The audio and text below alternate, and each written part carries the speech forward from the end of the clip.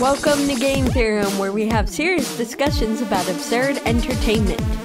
So, Kira, modern paleontology tells us that birds are the evolutionary descendant of the dinosaur. No way! Why do they look like reptiles then? Because facts don't make money. I'm Kira. I'm Kyle. Today, we're talking about the trope that we like to call facts don't make money. Yes. So, I guess I'll start? Yes. All right, so let's define what this trope is. Now, this is the name of a trope that we, because we tried looking to see if there was a name already taken, but we couldn't find it. Yeah, we really couldn't.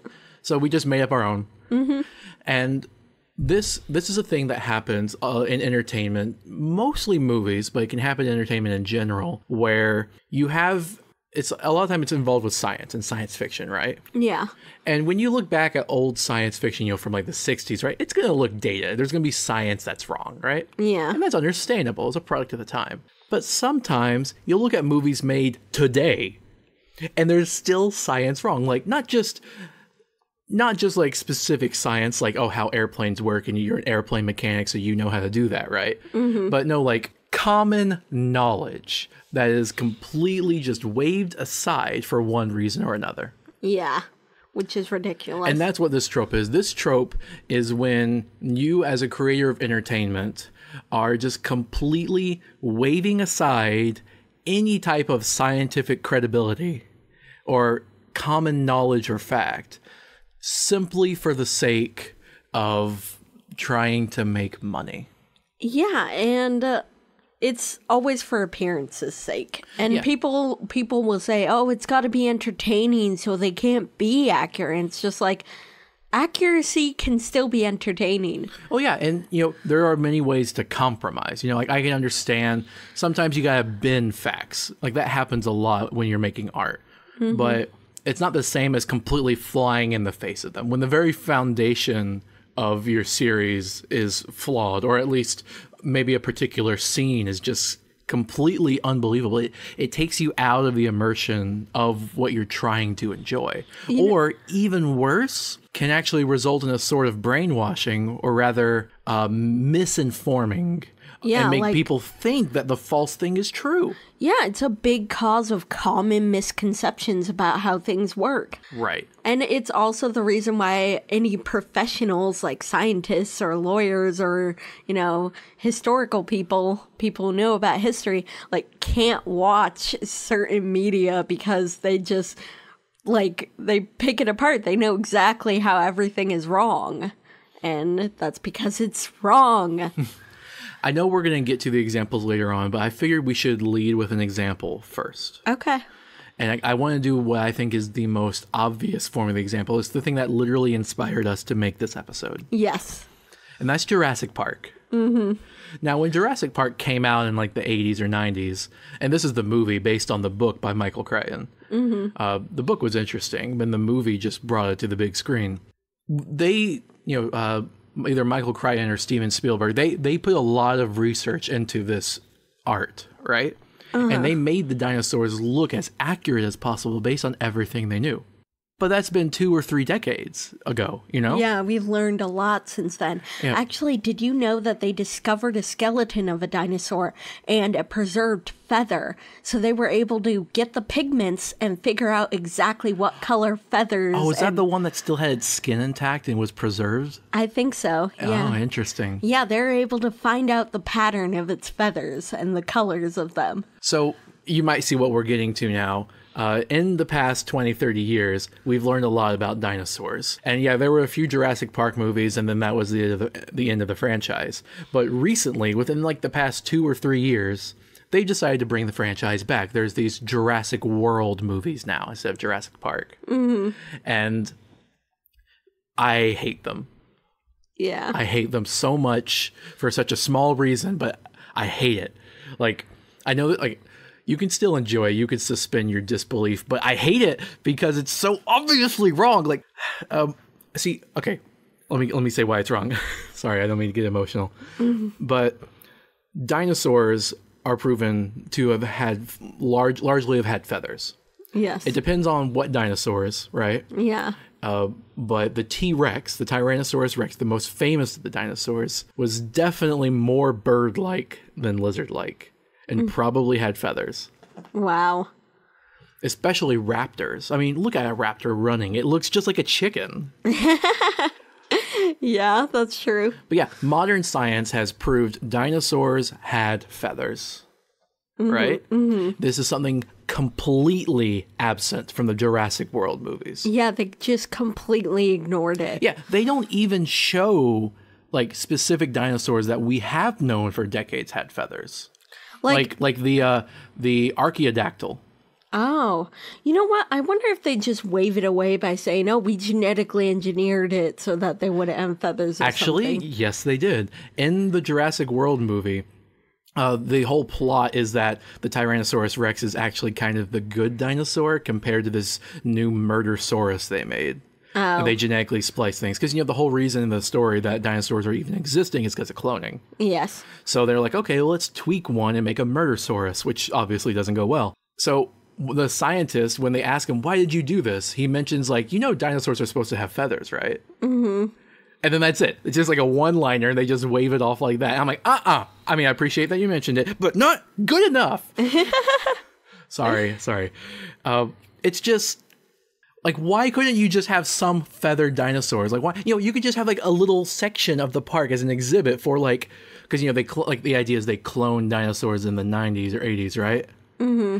And, they all look like lizards. So maybe in the reboot Jurassic World, they could have just had an entirely new story where they have feathers now. We're trying to be more scientifically accurate, just like the original one. The original one was so accurate for the time. Yeah, exactly. So they could have done that again with updated science. But no, because that doesn't have enough brand appeal.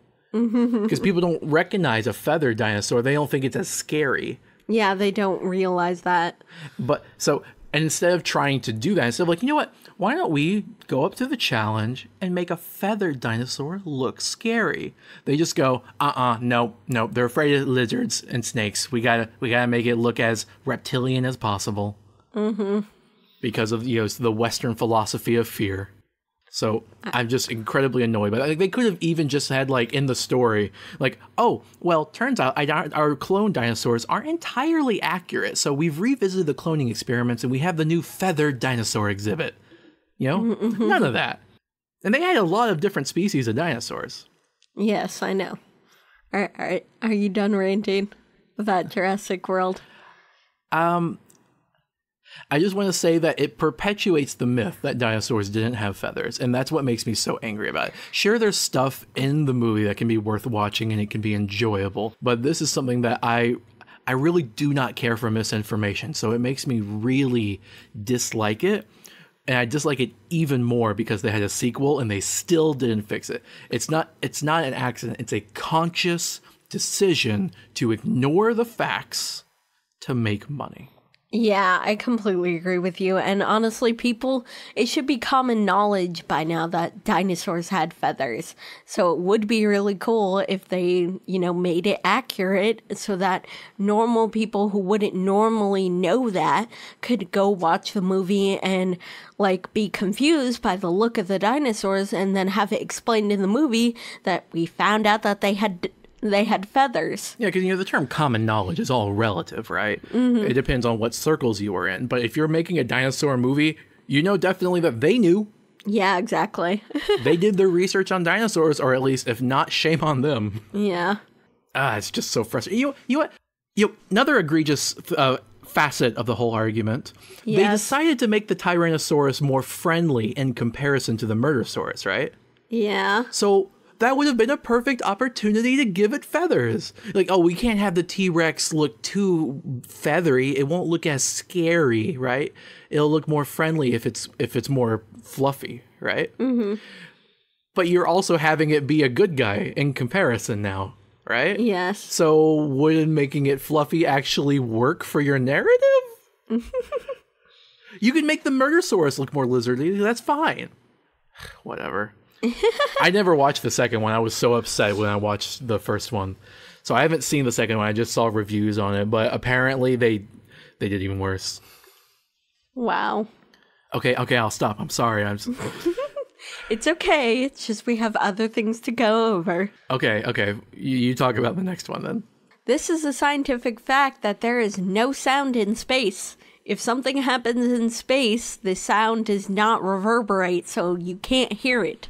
And in a lot of sci-fi movies, when they're out in space, explosions will sound and like guns and stuff will make sounds. It's just like, no, it's silent out in space because you're in a vacuum which absorbs sound. Yeah, sound requires something to transfer through, such as air, water, or even a solid. Yeah, and there's none of that in space. So, well, there's like 0.001%.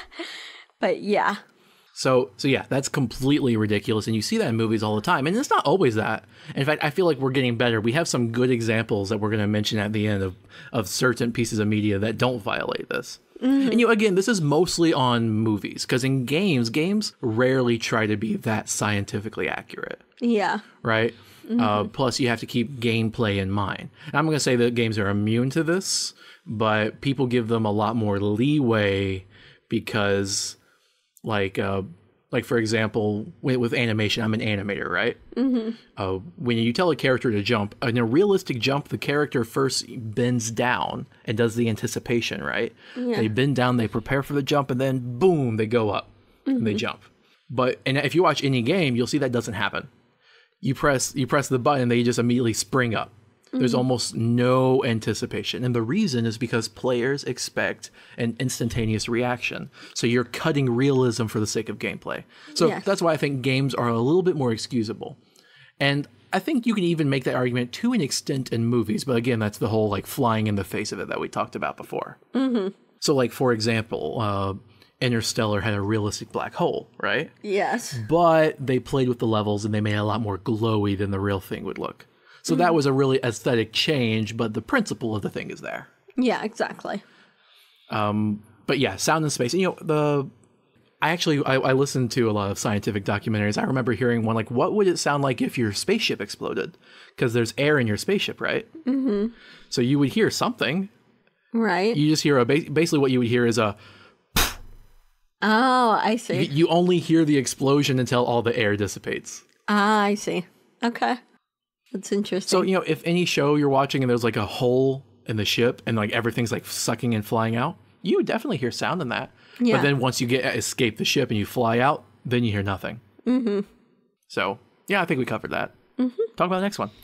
Laser weapons would not cause recoil. If you're using a gun that is based on a laser, like, there's no force like there is in a regular gun to cause recoil. Yes, because light, by definition, does not have mass. Exactly. So there wouldn't be any mass to cause recoil, whereas if you're firing a regular gun, you get that pushback from the bullet as it expels. Because you're expelling mass. It's the same reason why when you're in space, if you shoot something in one direction, you go flying the other direction. You ever watch WALL-E? That's how they traveled with fire extinguishers. Oh, yeah. You know. So that's actually an important fact. And I'm sure you could find that in many places, but I think the most egregious example would be in the Fallout series. Yes. Because every time you fire a laser, your gun kicks back. And I think it happens in movies and TV too. I think like maybe Star Wars. I can't be sure about that. But. Yeah. And you also, to pick up on that, when you hit something, it doesn't go flying. It just gets incinerated. Yeah. Yes, exactly. Because again, no mass involved. It's just energy and heat and light. There's this video on YouTube that's just completely hilarious. I forget who the creator behind the video was, but it's a guy who's playing Fallout 4. And he just completely goes and he flips off and he goes on like a 20-minute rant about, he goes, laser weapons do not have recoil. And he just like keeps saying that. And he talks about the physics and stuff behind it. And it's really interesting. I recommend all of you guys go look that up. Yes. I think, all right. Next, we're going to talk about historical inaccuracies.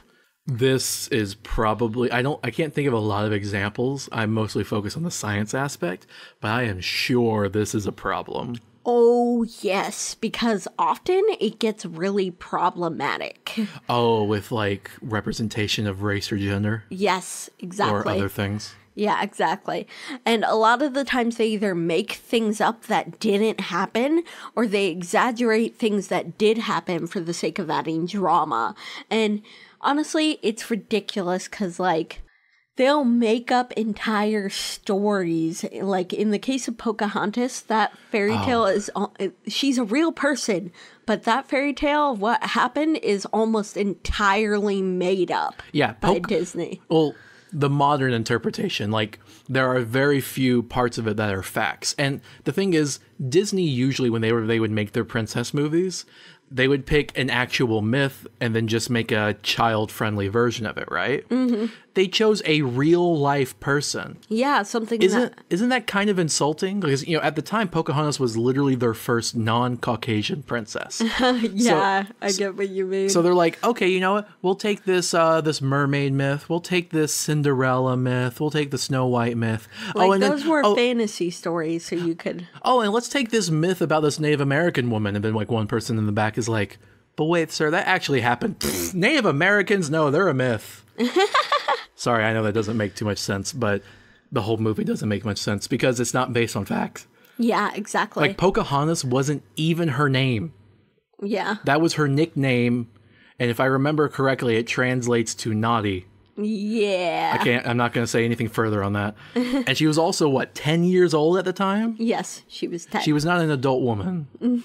And there were 2 different Johns. Yes, I know. We don't need to explain the exact inaccuracies. I disagree. Oh, and did you also hear about how Pocahontas was actually taken back to Europe and paraded around Europe for being the noble Native American in some really racist activities? Yeah, I can imagine. I don't know what's the name of that trope, but it's kind of like what we talked about with, like, oh, she's the good one. Yeah, it's the model minority. Yes, that's it. Yes. That's it. Another thing that's problematic about historical inaccuracy is they'll often make people white just for the sake of it. Like, they're trying to portray a figure in that culture's legend, and they'll just get a white guy to do it. I can't think of an example, but that does sound very familiar. I think it's just because I don't tend to watch stuff like that. Well, I think it particularly used to happen with Japanese samurai movies or something. I forget the specifics.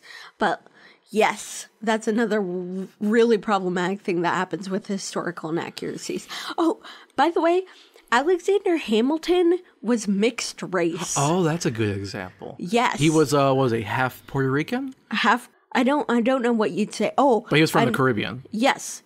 But yeah, he's like half Caribbean, and I believe his father was white. I'm not sure because his father was the one that left, so I assume he was the white guy who just left. Right, but in every depiction you'll ever see of Alexander Hamilton as one of the founding fathers, his skin is as pale as all of the rest of them. Yeah, exactly. Yet historically, that probably wasn't very accurate. He was mixed race. It's very possible he wasn't that white. Do we have a really good portrait of him? Oh, we probably do, but it's just not a presidential one because, you know... He never got elected president. Ain't never gonna be president now.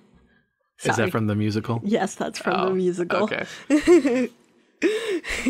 So, you have to listen to that sometime. But there is a... I wish I could see it. Well, know that's not gonna happen. Problems. Yes. It's also too late. Yeah. But...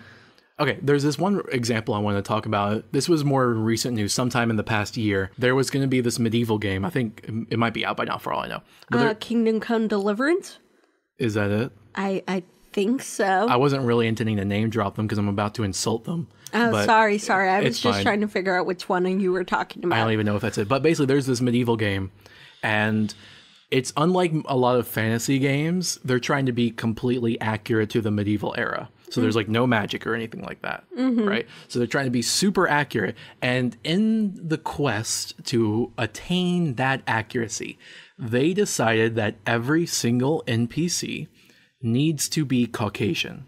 Yeah. And a lot of people called them out on it for the game's extreme lack of diversity. And in response, the developers said, well, there were no non-Caucasian people in Europe at the time. Which is impossible to prove, and even like it's patently false. Yeah, I'm pretty sure we've proven that that is not true. I wish we had gone to try to find an example, but I'm sure you could find an example.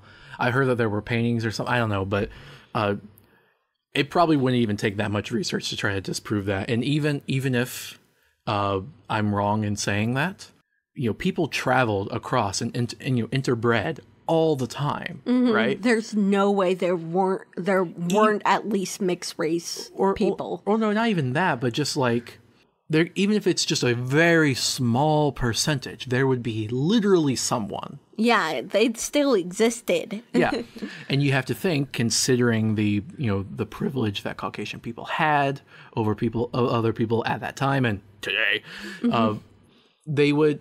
It's not like they would make the history books very often.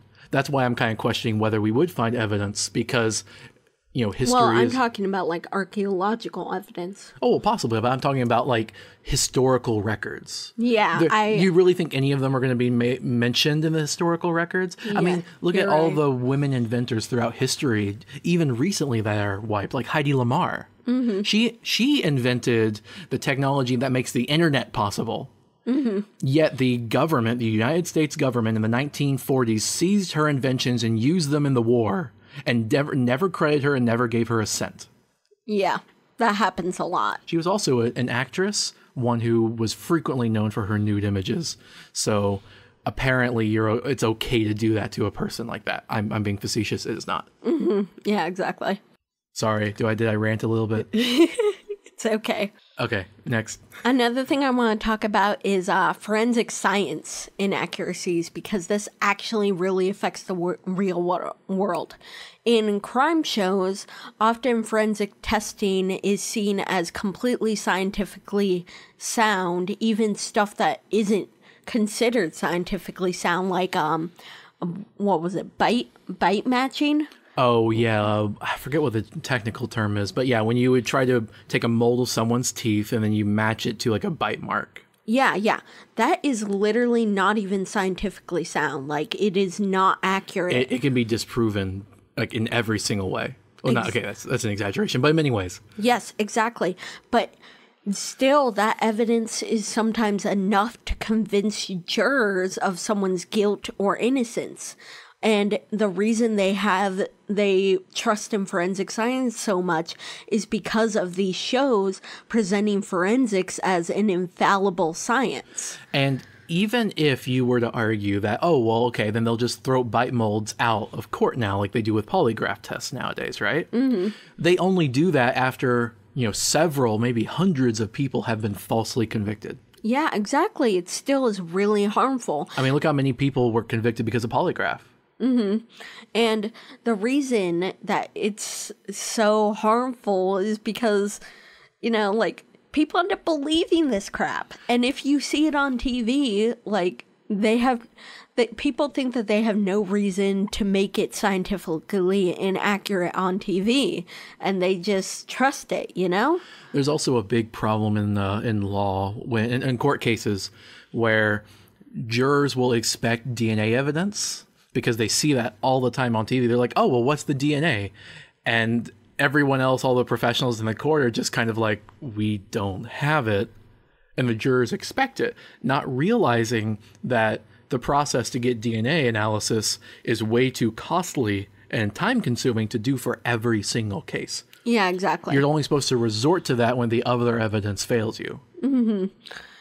It's just ridiculous how much people place in that science on TV.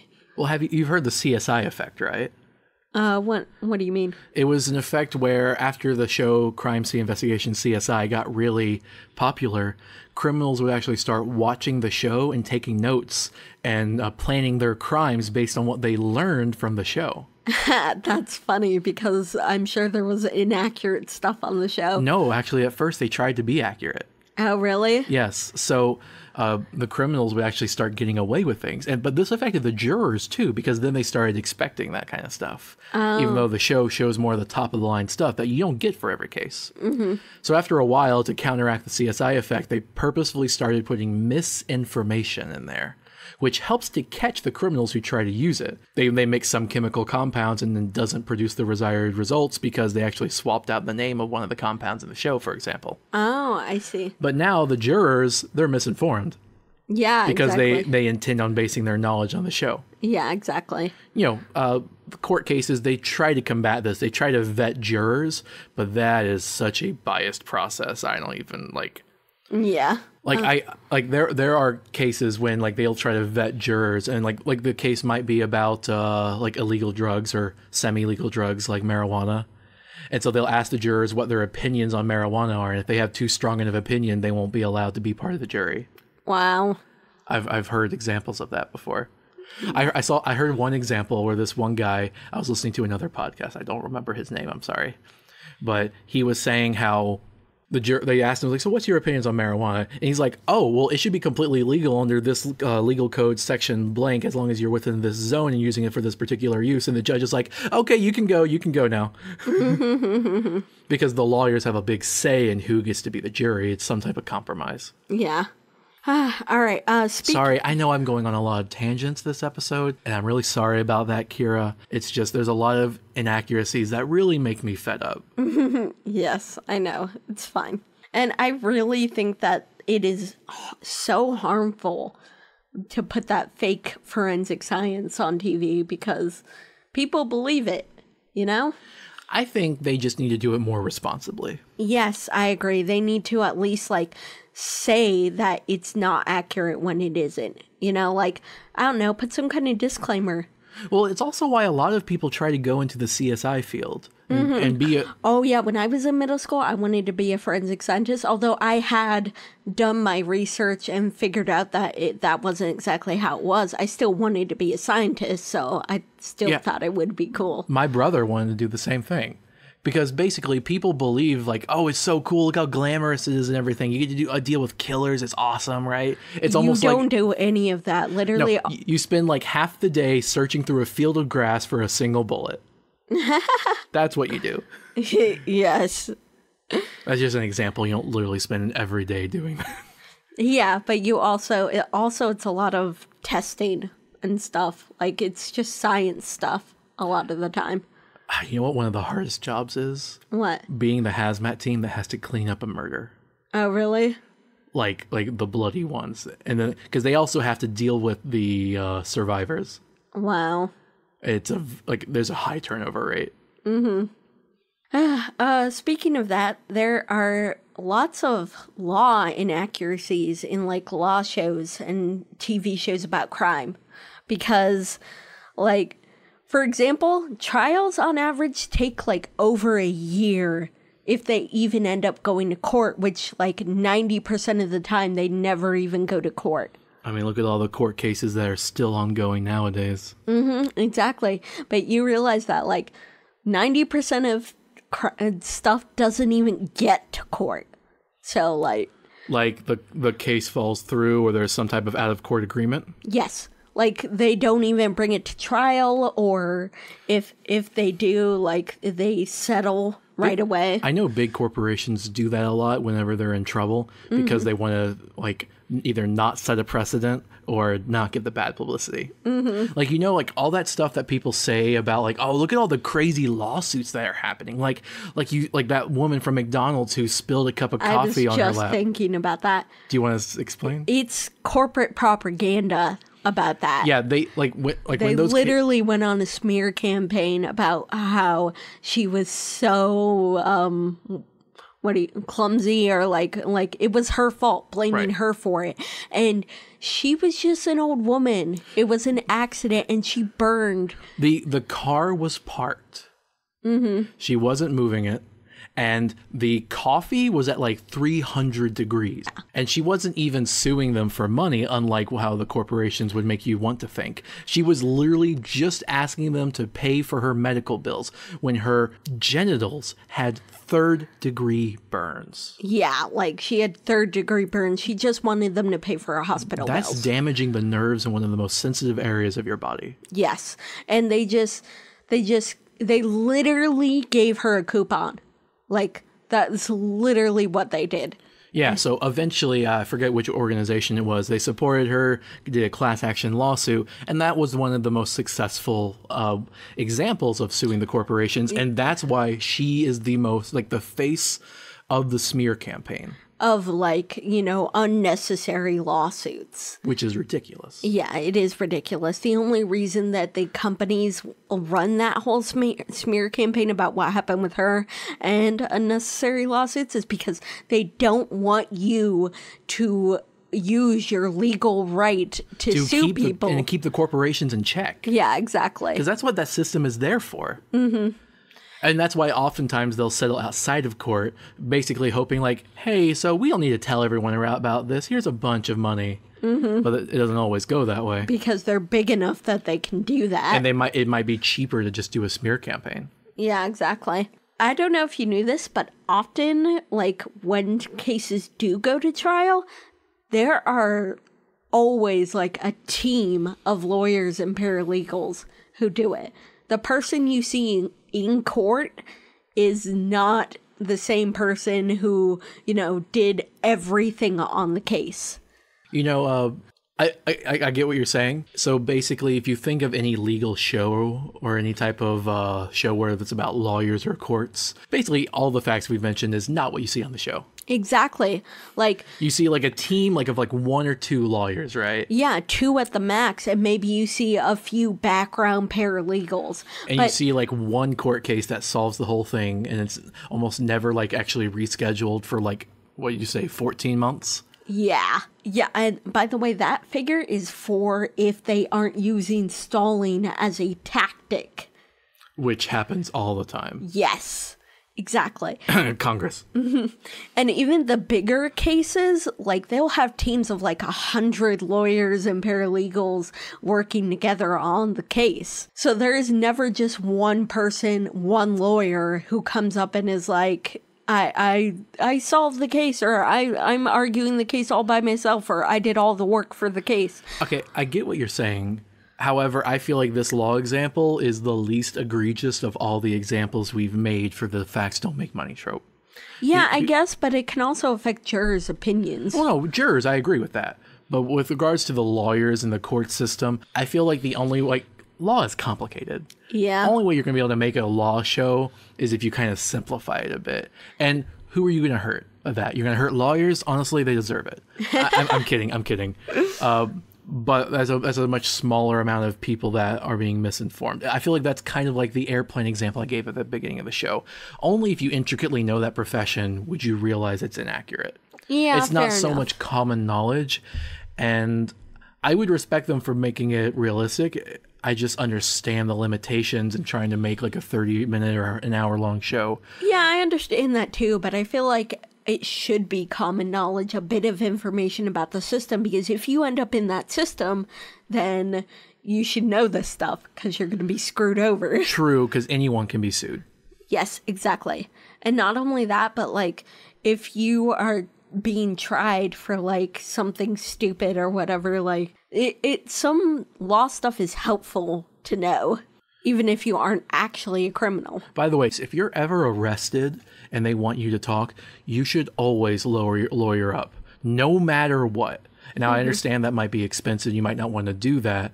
But the idea that like, oh, well, maybe if I work with them, I can get off easy. If I lawyer up, it means I have something to hide. That's not true, because they could just as easily, you know, use anything you say against you. That's what they tell you when they arrest you. Yeah, and that's propaganda that if you get a lawyer, you're hiding something. So, you know. Yeah, whereas if you get a lawyer, like, they're always people who get lawyered up are always depicted as the bad guys in the cop shows. I know, right? And it's ridiculous because, like... That's your right. Yeah, exactly. Not only is that your right, but this whole thing about, like, oh, they're their friend. They're there to help you do your best to get off, to get out. It's like, no, they want to do what they can and get as much information as they can to use in the case. They're not there to help you. You know? Yeah, and even if you can't afford a lawyer, you can ask for a public defender, can't you? Yes. Which is not much, but something. Mm-hmm.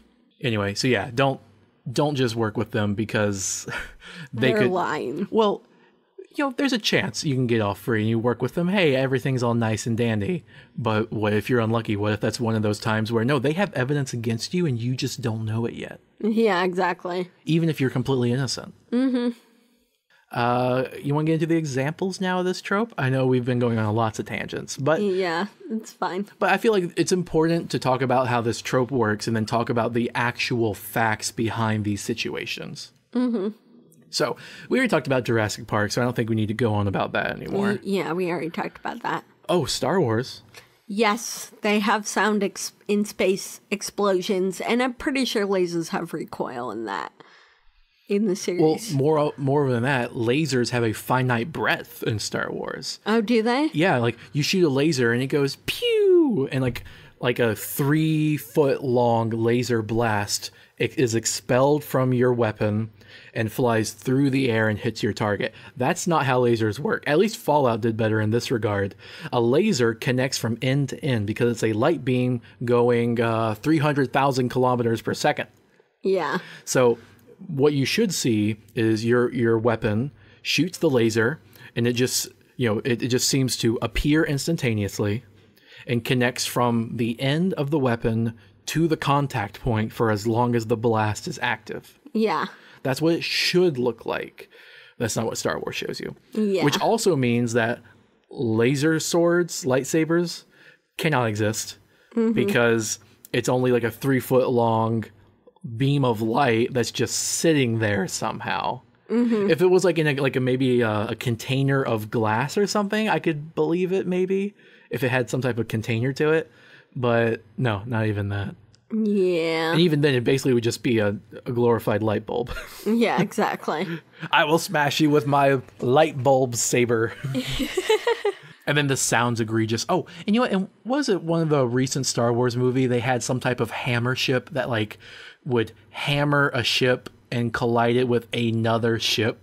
I don't know. They had something like that. And it was completely ridiculous because like space is big. Right? Mm-hmm. What are the odds that the enemy has, or you have put like your 3 largest ships in the same location surrounding that planet? Yeah. Right? Yeah. That is ridiculous. In realistic terms, you would smash the ship and then have to travel like 100,000 miles and then hit the other one. You have to have pinpoint accuracy. Yeah. Like, I just... Calm. If those ships were really that close together, you don't need to think of some like, oh, why don't I ram this into the other thing? I'm like, no, look, you can see the other ship. It looks like it might be 300 miles away. That's incredibly close when you're talking about space. Yes. The sun is 95 million miles away. Okay. Sorry. This is a very frustrating episode for me. Yeah, I can see that. The original Aliens movie in like 1979, I think, actually had sound in space when the Nostromo exploded. But then later on in the series, they actually went with the tagline, "No one can hear you scream in space," which is accurate. Yeah, but I feel like they only used that concept to make something that sounded scary. And then they would never actually commit to the concept. I guess I can't really go back and think of any scenes in space where they specifically didn't have sound, but I haven't seen like almost that many of the Alien movies. I can't say so either. I'm just lumping it with the trope. Yeah, I suppose, but at least they went back and changed it, kind of like how Jurassic Park. You're saying they revised it? When they made the sequel, they used the tagline, but you don't have any knowledge. I can't say for sure that they didn't use sound in space. And I think the tagline is game, extremely cheesy. I guess I think the video game Alien Isolation didn't. Like, when you're in space, no one can hear you scream. Like, why would I be screaming? I mean, you might as well say, when you're in space, no one can hear you fart. When you're in space, no one can hear you cry. Okay. When you're in space, no one can hear you laugh. Okay, stop it. Because it was a very funny joke, and you'll never get to hear it. Kyle, because there's no sound. Stop it. Okay. Sorry. Next. Argo was a movie about an intelligence operation to go save some POWs. I have not seen this. Neither have I, but I looked at it. Oh, you read a lot of stuff about it? Yes.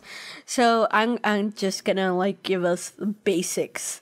So the movie is actually about a fake movie crew that is going in to save these POWs, and it's seen as an operation completely from U.S. intelligence. And some stuff goes wrong. It's an action movie, so there, of course there's shootouts and explosions and such.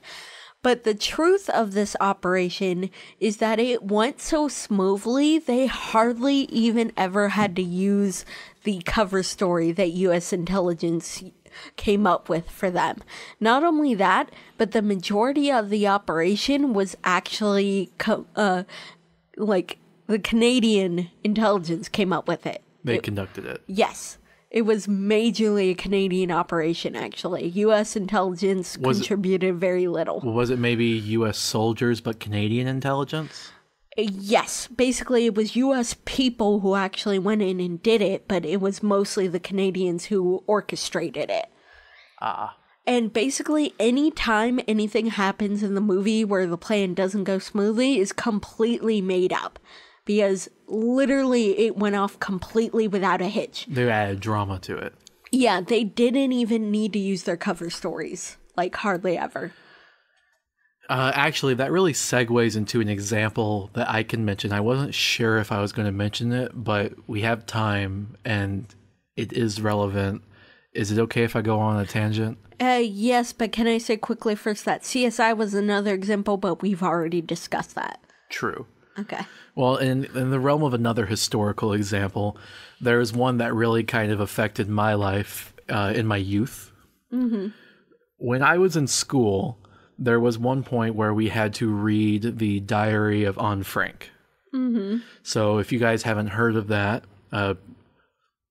that's weird, but okay.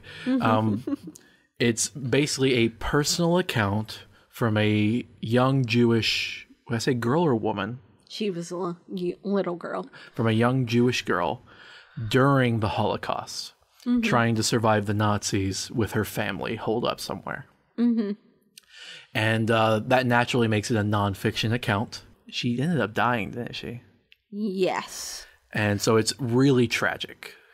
It is especially tragic when you take into account that her family actually managed to get on a ship to the U.S. And then was turned around. Yes. You mentioned that before. Yes, she would be an old woman living in Boston if we had let them in.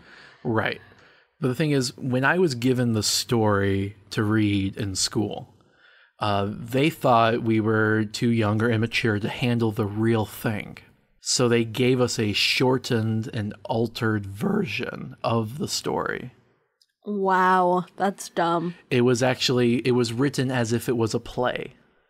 What? Yes. That is so dumb. And therefore was significantly shorter. It was more like a short story. Wow. However, when they presented this to us, they did not tell us that this wasn't the actual copy of the story. I thought the story was actually written as a play for the longest time. Yeah, that's the pardon my language, but that's the fuckery of white schools. American. Of failure of the educational system. Yes, exactly. And I've actually heard things about Texas schools like trying to whitewash history and take stuff out of the textbooks because they don't think children should learn about racism. But see, here's the thing. There was actually in this play version an added scene that did not occur in the actual book. Okay. So they didn't just shorten it. They actually altered it and added things. Wow. Remember, this is supposed to be a non-fiction account. That's ridiculous. And so there was the scene about like the dad stealing the cake rations. Really? Yeah. Wow. And I mean, I thought it was terrible, but they did actually reveal to us that the cake scene was fabricated. Mm-hmm. So as a child, what that taught me was that this book, this supposedly nonfiction book that was actually a play, had parts of it that were fabricated. Mm-hmm. I only learned how wrong I was later in life. Once I was in, my later years in high school, I learned this because someone asked me if the Diary of Anne Frank was nonfiction. I told them yes, but that some parts had been altered and exaggerated. Now, if you heard that argument from your average person, you might call them a Nazi. Mm-hmm. And rightly so, but the reason I had thought that was because that is what the educational system taught me. Yeah, that's ridiculous. I then learned how wrong I was, and I was extremely upset and embarrassed and trying to be apologetic. I was a kid. I could have been more apologetic. I could have done better. I could have researched it. I was so misinformed. Mm-hmm. So I just felt like I wanted to talk about that and how I was personally affected by that misrepresentation of history. It's possible that the actual play itself wasn't meant to misinform, but they did add things into it, you know? It's possible that it was supposed to be an easier way to portray the story. But that's not how it was given to us as children. Yeah. And again, they added a scene for the sake of drama, just like what you were saying. Yeah, exactly. That's ridiculous. So you have to ask at a certain point, doesn't that do more harm than good? Mm-hmm. I completely agree with you. I mean, that's why most historical-based movies say that this is like a dramatic recreation. So basically saying, like, give us, like, a grain of salt here. Yeah, like, don't believe everything you see in this movie. We're dramatizing it, whatever you want to call it. Exactly. But then in that case, you would not call... What was the name of that movie? What movie? Argo? Yeah. You would not call that a documentary in a nonfiction story, would you? Yeah, exactly. You would say it was based on one. Mm-hmm. And for the longest time, I had the misinterpretation of the Diary of Anne Frank. And I know it was completely wrong, and I am really sorry about that. It's fine. I really doubt that person I was talking to is listening to this, but I think this is like the first time I've really talked about it. Mm-hmm. So it's okay. Please don't judge me, Kira. I'm not. I never judge you. Well, I mean, technically we all judge each other all the time, but okay. Another thing about, what was I going to say? I don't know. What were you going to say? Oh, I was going to say about Argo. It gave the U.S. credit entirely. And that's something about, I wanted to talk about movies that give the U.S. military and stuff more credit by being inaccurate. Yeah, I think the part of the problem with that is that the United States basically has the same military force as the rest of the world combined. Mm-hmm. They have the largest military. We have the largest military. And it's really messed up, honestly. Like, do we need that many military missiles and stuff? No, we don't. I mean, I feel like we could be putting that to better use. Yeah, we could be. What about our education system and our failing architecture? But whatever. I'm not saying no military, but come on, that much? We don't need it. Yeah. And but because of that, a lot of the times the United States does play a central role in international military affairs, right? Mm-hmm. But people mistake that for being the only role. Yeah, exactly. People don't give other countries as much credit as they're due. Exactly. Because a lot of the times U.S. troops were fighting beside other countries. Exactly. Mm-hmm. And a lot of the times they were dragged there because we chose. Yeah. Anyway, I think that's all the bad examples we have, right? Yep. Okay, so why don't we talk about some good examples? Yay! Now, first of all, the original Jurassic Park, I think, is a good example. Yeah, because at the time, they did their research and they were accurate in what they knew. Yeah, and they used all the technology they had, whether it was like real props or CGI, to try to make it look realistic. Mm-hmm. And they, like I said, they did the best of the time. They thought they were more lizard-like. The problem is those movies were so successful that now we're stuck with that imagery, even though it's outdated and wrong. Yeah. It'd be like if like all the movies based on science were on the Copernicus model of the solar system. Like, oh, the Copernicus brand is worth so much. Wait, no, Aristotle. Sorry, Copernicus is the right one. My bad. What? It's funny. I want to talk about The Martian. They did scientific research for that movie. It was a movie based on a book, right? Yes, it was a movie based on a book. And basically, the movie is a guy gets stranded on Mars and has to survive in the Mars base that his team was on for days. But he gets stranded and has to stay there while the rest of his team went back. So he's like the Martian, the guy trying to survive on Mars. And spoilers, because I really want to say this. So he... What? Okay. So he... Is this necessary, though? Yes, it is. Okay. So he actually comes up with a system to grow his own potatoes in their base to help him survive long enough for them to get something to him.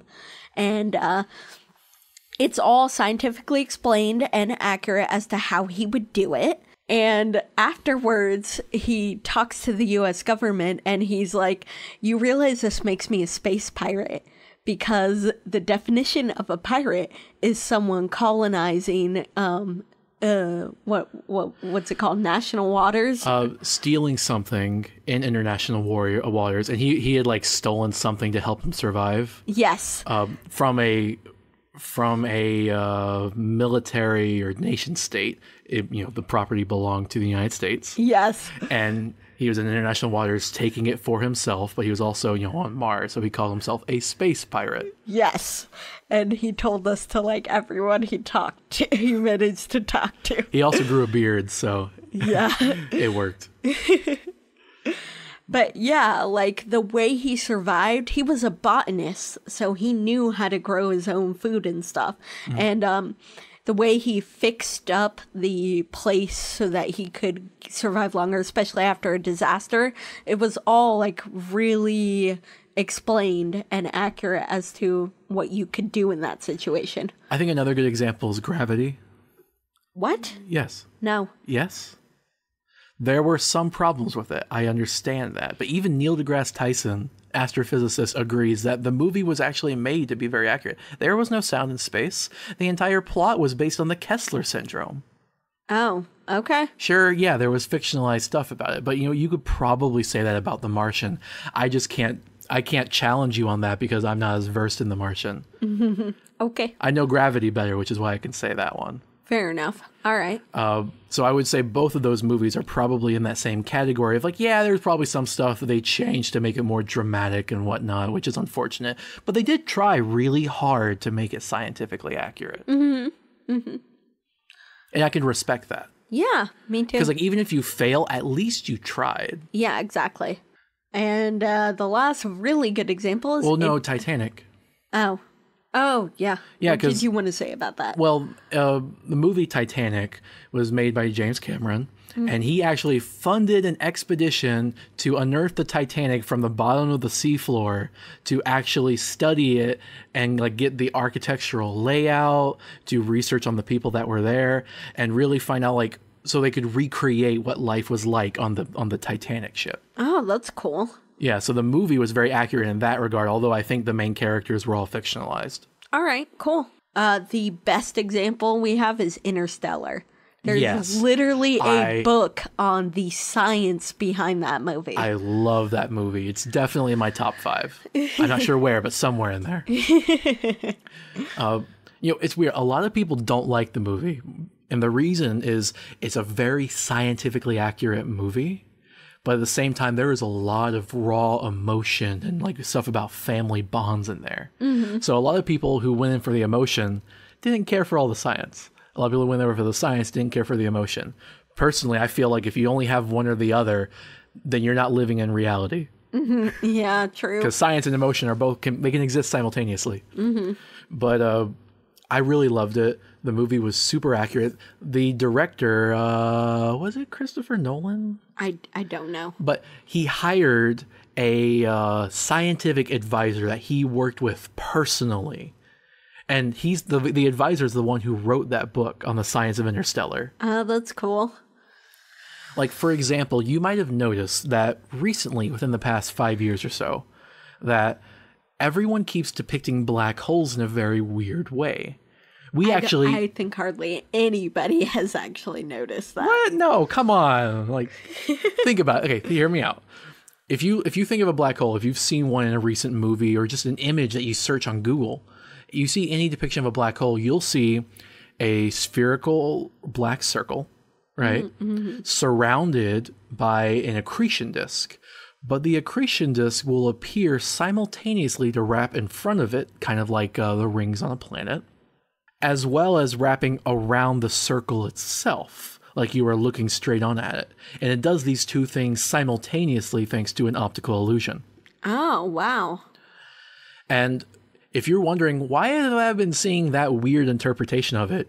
5 years ago, I never saw that. You would only just see a simple black sphere with an accretion disk, right? Like the rings of a planet. You wouldn't see the whole distortion. Yeah. And the reason is because of this movie. We actually took that into account when we made our Starlings game, and we made the black hole character and the supermassive black hole character. That's still out on Google, the Google Play Store, if any of you guys are interested. Yeah.